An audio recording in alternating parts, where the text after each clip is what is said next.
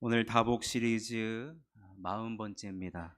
고난을 대처하는 성도의 자세라는 제목으로 말씀을 전하도록 하겠습니다. 여러분, 한 주간 동안 평안하셨습니까? 전쟁이 참 끝나지 않아서 참 많이 힘드시죠? 여러분, 이럴 때일수록 우리가 더 기도해야 될 때인 줄로 압니다. 전쟁이 남의 일이 아니라는 거 우리가 피부로도 겪고 있습니다. 그런 가운데 이렇게 평안한 모습으로 성도 여러분들을 뵙게 돼서 너무 감사하고, 언제나 여러분 마음속에 늘 평안함이 넘치시기를 주님의 이름으로 축원합니다. 제가 신학 공부를 하다 보니까 공부를 더 하고 싶은 마음이 생기는 거예요. 참 희한한 일이죠. 뭐에 대해서 공부를 하고 싶었냐면 기독교 세계관에 대해서 더 깊이 있게 공부를 하고 싶은 거예요. 기독교 세계관이 뭐냐면요, 다른 게 아닙니다. 안경 쓰신 분들 지금 안경을 통해 세상을 바라보잖아요. 어저께 우리 토요 전도가 있었는데 우리 박현순 권사님이 눈이 약간 요즘에 좀 충혈이 돼가지고 보라색 테두리에 선글라스를 끼고 이렇게 마치 무슨 작전을 하는 요원처럼 전도 작전을 하려고 이렇게 선글라스를 끼고 딱 오셨는데, 권사님은 선글라스를 통해서 세상이 다 시커먼 거예요. 빛 대신 예수 그리스도, 제 해석입니다. 예, 빛 대신 예수 그리스도를 전하는 거죠. 여러분, 우리는 다복 시리즈, 즉 복음 앞에서 살아가는 삶은요, 이 고난, 그리스도인 앞에 나타나는 고난을 우리가 복음의 시각으로 고난을 바라보는 것이거든요. 그럼 우리는 고난을 어떻게 바라보고 대처해야 할까? 오늘 베드로 전서는요, 여러분, 베드로 전서와 베드로 후서를 쓰고, 베드로 전서와 베드로 후서를 쓴 간격은 얼마 되지 않아요. 그리고 나서 바로 순교를 당합니다. 그것도 어떻게 순교를 당합니까? 십자가에 거꾸려서 거꾸로, 말 발음도 잘 안, 거꾸로 십자가에 거꾸로 매달아서 순교를 당합니다. 이 성경을 쓰고. 그러니까 인생의 마지막 예수님의 수석 사도였고, 예수님 만난 이후에 여러 고난을 다 몸소 경험해보고, 하나님을 경험해보고 고난을 경험해보고, 오늘 모든 성도에게 고난을 좀 이렇게 대처했으면 좋겠다 라고 해서 쓴 성경이 바로 베드로 전서입니다. 물론 욥기 같은 성경을 보면 욥이 얼마나 큰 고난을 당합니까? 욥의 관점에서도 고난을 들여다볼 수 있지만, 오늘은 특히 베드로를 통해 우리가 어떻게 고난을 대처하고 어떤 자세를 가져야 할지, 크게 세 가지를 통해 우리 자신에게 적용했으면 좋겠습니다. 자, 첫 번째는 고난 당함은 잠깐이고 기뻐하는 비결을 배우는 시간이라는 겁니다. 여러분, 한번 저 따라해 주세요. 고난 당함은 잠깐이다. 얼마나 여러분 이 말이 좋습니까? 고난은 우리들에게, 여러분 옛날에 그런 농담이 있어요. 그 월급날 통장에 돈이 찍힐 거 아니에요. 근데 잠시 스쳐 지나가죠. 수많은 계좌 이체된 게 따닥따닥 나가면은 남는 게 없다 그러는 거예요. 여러분, 이것처럼요, 고난, 우리가 성도가 고난 당할 때 그 고난은요, 우리에게 영원토록 머물지 않는다는 거예요. 스쳐간다는 거예요. 이 또한 지나가리라. 근데 여러분 생각해 보십시오. 성경이 자기 개발서가 아닙니다. 고난 당하면 잠깐이다, 지나간다, 스쳐 지나간다. 우리가 반복하고 외치고 외친다고 해가지고 고난이 여러분 지나가는 줄 아십니까? 아니요, 더 달라붙어 있어요. 근데 어떻게 베드로 사도는 고난당함이 잠깐이고 오히려 그 시간은 기뻐하는 비결, 기쁨을 배울 수 있는 시간이다 라고 할 수 있는가? 여러분, 베드로가 3절과 4절에서 우리에게 일어난 한 사건, 과거에 일어난 엄청난 사건 하나 때문에 이런 일이 가능하다라고 이야기합니다. 3절과 4절을 읽어보겠습니다. 시작.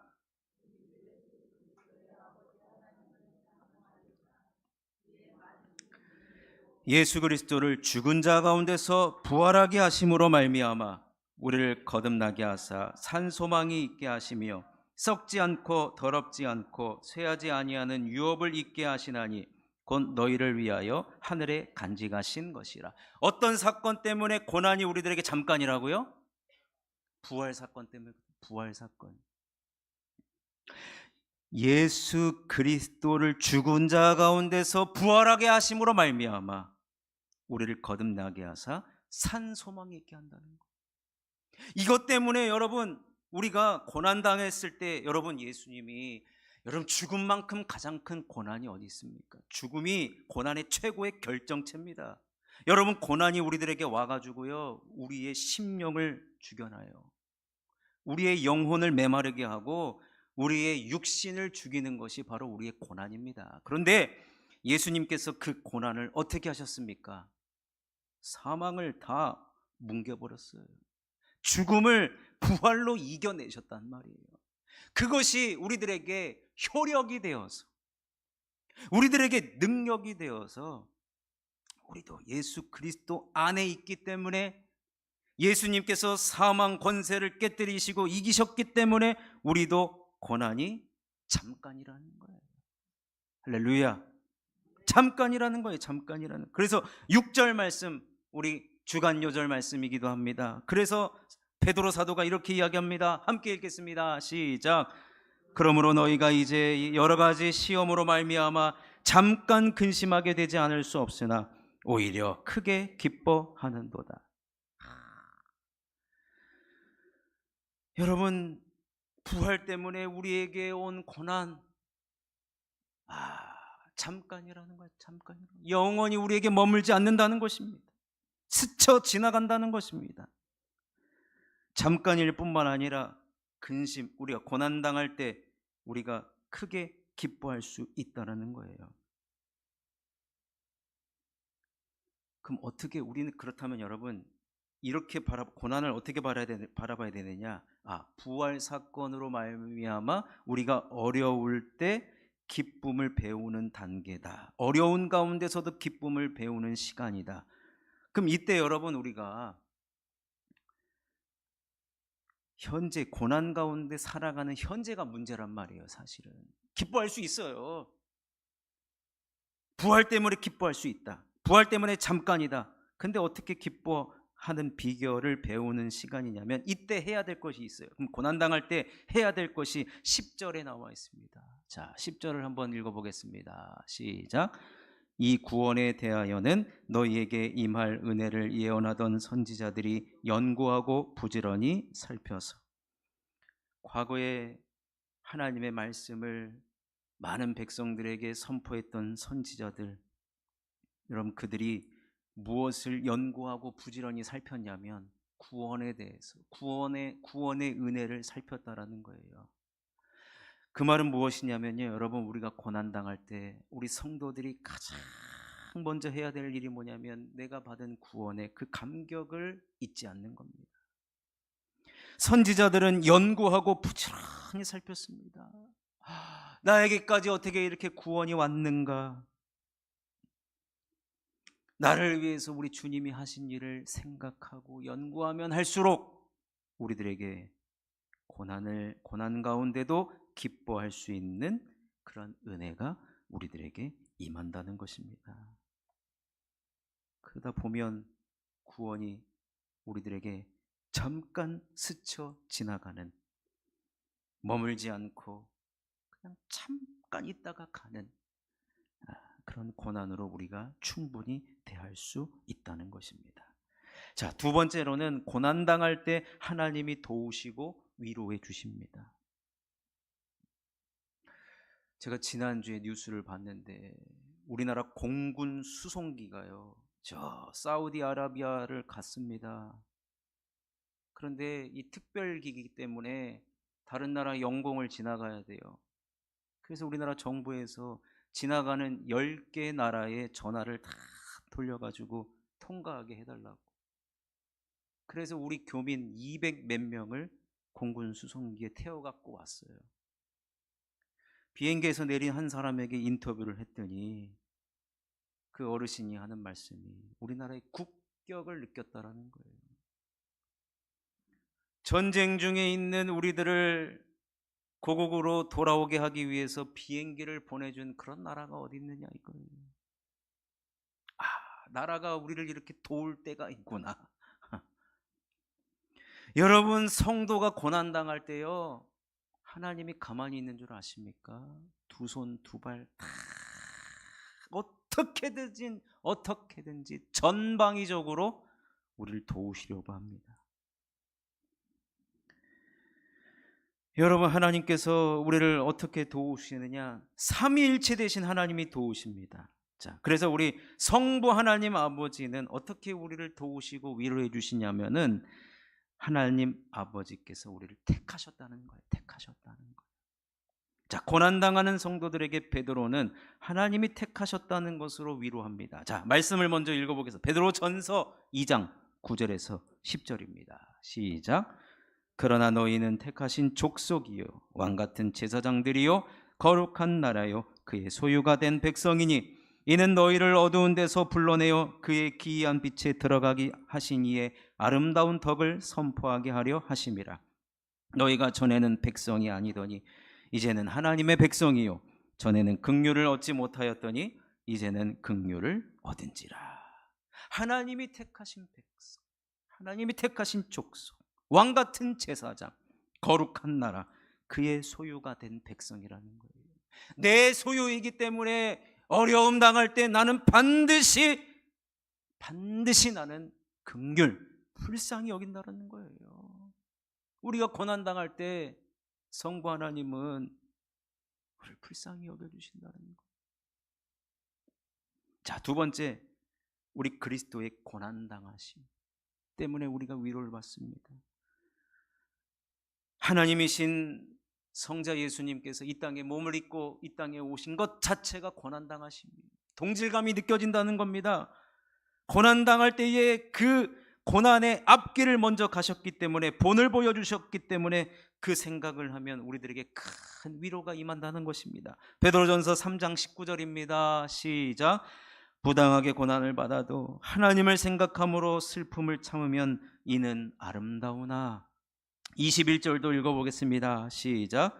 이를 위하여 너희가 부르심을 받았으니 그리스도도 너희를 위하여 고난을 받으사 너희에게 본을 끼쳐 그 자취를 따라오게 하려 하셨느니라. 그래서 여러분, 우리가 고난당할 때 그리스도의 고난, 우리 예수님도 고난당하셨지. 여러분, 억울한 일 당하신 적 있으시죠? 여러분, 예수님만큼 억울한 당한 사람 누가 있겠습니까? 고난당할 때 예수님을 생각하면 우리에게 그것보다 큰 위로가 없다는 것입니다. 세 번째로 성령 하나님의 역설적인 위로가 있다는 겁니다. 성령 하나님이 어떻게 위로를 해주시는가 말씀을 한번 읽어보겠습니다. 4장 13절 14절입니다. 시작. 오히려 너희가 그리스도의 고난에 참여하는 것으로 즐거워하라. 이는 그의 영광을 나타내실 때에 너희로 즐거워하고 기뻐하게 하려 함이라. 너희가 그리스도의 이름으로 치욕을 당하면 복 있는 자로다. 영광의 영 곧 하나님의 영이 너희 위에 계심이라. 성령 하나님께서 고난당할 때 어떻게 위로해 주시는 줄 아십니까? 고난에 참여하는 것을 즐거워하십시오. 그의 영광을 나타내실 때 즐거워하십시오. 기뻐하십시오. 그리스도의 이름으로 치욕을 당하면 복 있는 자들입니다. 복 있는 자입니다. 이렇게 역설적인 위로를 해주시는 거예요. 그 상황을 잘 이겨내도록, 역전의 은혜가 임하도록 우리들에게 역설적인 위로를 해주시고, 이렇게 성부 하나님, 성자 예수님, 성령 하나님께서 전방위적으로 고난당하는 성도들을 지금 돕고 계시다라는 것입니다. 자, 마지막 세 번째, 고난당할 때 혼자가 아님을 기억하라는 겁니다. 혼자가 아니라는 거예요. 베드로는 지금 고난당하는 성도들을 위해서 이 편지를 쓰고 있습니다. 그러면서 저 바벨론에 있는 교회가 여러분들을 위로합니다. 그 메시지를 쓰고 있습니다. 자, 베드로전서 5장 13절입니다. 시작. 택하심을 함께 받은 바벨론에 있는 교회가 너희에게 문안하고 내 아들 마가도 그리하느니라. 여러분, 그런데 베드로가 사실 이 성경을 지금 어디서 쓰고 있는지 조사를 해보니까 에베소 아니면 로마에서 썼다는 얘기가 있어요. 왜냐하면 베드로가 로마에서 순교를 당했기 때문에 로마에서 쓰다가 잡혀서 순교를 당했다. 이것이 가장 신빙성이 있는 말인데, 지금 택하심을 함께 받은 바벨론에 있는 교회를 지금 소개해 주고 있어요. 바벨론 교회가 여러분들이 고난당함을 지금 위로합니다. 기도하겠습니다. 그 얘기거든요. 그럼 여기 바벨론은 어떤 곳인가? 보니까 그 당시 바벨론은 지역 자체가 없어요. 그럼 바벨론을 왜 썼는가? 여러분, 역사적으로 이스라엘 백성들이 나라가 망하고 성전이 파괴되고 포로로 끌려간 곳이 어디냐면 바벨론이었습니다. 바벨론을 끌려가자 이스라엘 백성들 신앙생활, 성전에서 제사 드릴 수 있습니까? 없어요. 70년 동안 포로 생활 동안 그들이 할 수 있었던 것은 강가에 가서 우리 하나님께서 받았던 그 은혜를 생각하며 거기서 울면서 기도로 버티는 것밖에 없었어요.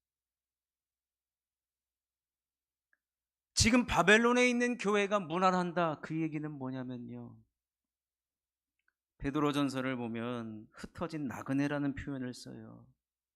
여러분, 함께 모여서 신앙생활해도 부족한데 여러 가지 고난 때문에, 핍박 때문에 흩어질 수밖에 없는 나그네 성도들에게 그보다 더 어려운 곳에서 성전도 잃어버리고 나라도 빼앗긴 가운데서도 고난 속에 있는, 그럼에도 불구하고 거기에 있는 성도들, 여러분보다 더 고난 속에서도 풀무불과 같은 연단을 당하는 성도들과 그 교회가 있음을 여러분 꼭 기억하십시오라는 거예요. 여러분만 지금 고난 당하는 거 아닙니다. 여러분만 어려움 당하는 거 아닙니다.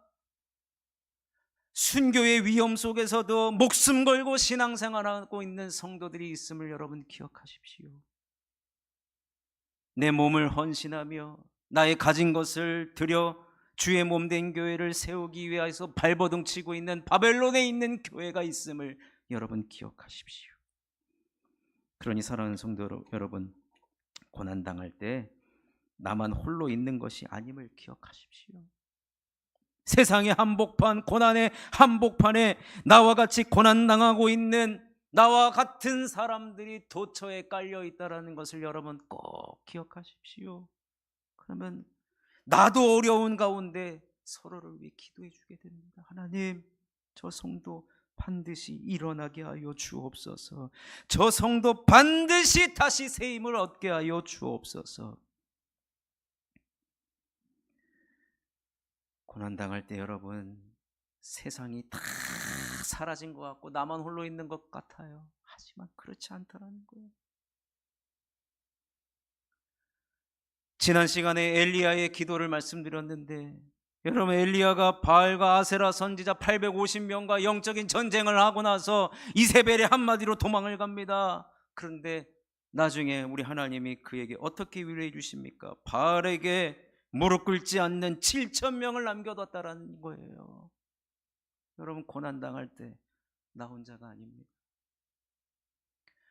고난당할 때 여러분, 나보다 더 힘들고 어려운 고난 속에서도, 역경 속에서도 믿음을 지키며 주의 몸된 교회를 섬기는 성도들이 있음을 여러분 꼭 기억하십시오. 그것이 여러분들에게 큰 힘이 되고 위로가 될 줄로 믿습니다. 오늘 말씀의 결론입니다. 12절 말씀 한번 읽어보겠습니다. 시작. 내가 신실한 형제로 아는 실로아노로 말미암아 너희에게 간단히 써서 권하고 이것이 하나님의 참된 은혜임을 증언하노니 너희는 이 은혜에 굳게 서라. 무슨 말입니까? 베드로 사도가 결론을 내립니다. 고난당할 때 고난이 잠깐이고 그 시간은 기뻐하는 시간이다. 그리고 성삼위 하나님께서 우리를 도우신다. 그리고 우리보다 더 심한 고난을 당하는 성도들이 있다는 것을 아는 것까진 좋아요. 근데 고난을 어떻게 통과하고 이겨내고 바라봐야 되느냐? 오늘 베드로의 결론은 은혜의 사람이 되라는 겁니다. 하나님의 참된 은혜의 사람이 되면, 은혜에 굳게 서 있으면 이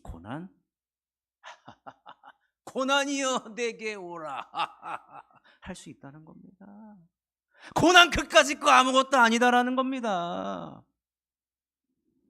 그래서 여러분, 제가 사실 말씀을 준비할 때 하나님께서 꼭 떠오르게 하는 찬양이 하나씩 있어서 그걸 가지고 우리 마지막에 찬양하고 기도하는데, 여러분 사실 고난에 관련된 찬양이 얼마나 많은지 몰라요. 손 뻗으면 고난의 찬양을 고를 수 있는데, 지난 목요일까지도 하나님 이것에 맞는 찬양을 좀 달라고 기도를 했는데 아무런 생각이 떠오르지 않는 거예요. 그러다가 선물같이 받은 찬양입니다. 이 찬양은 여러분, 제목이 은혜의 힘입니다. 이 찬양이거든요. 은혜의 힘입니다. 결국엔 여러분, 은혜 받아야, 은혜의 사람이 돼야 고난도 이길 수 있고, 고난 중에도 찬송할 수 있고, 실패했어도 감사할 수 있고, 나를 대적하는 자를 사랑할 수 있고, 내게 고통 주는 자를 품어줄 수 있는 것은 바로 은혜 받은 사람이 할 수 있는 것입니다. 사랑하는 성도 여러분, 고난이 언제 우리들에게 예고하고 찾아옵니까? 문을 두드립니까? 고난입니다. 잠시 여러분의 인생 속에 들어가도 되겠습니까? 이런 고난이 어디 있습니까? 시도 때도 없이 이쪽에서 팡팡 터지고 고난이 하나 끝나기도 전에 고난이 옵니다. 어떻게 우리가 이 고난을 감당하겠습니까? 그러니 항상 은혜에 굳게 서 있으면 이 고난을 능히 이기게 될 줄로 믿습니다. 선물 같은 찬양 함께 부르시겠습니까? 함께 부르고 우리 기도하겠습니다.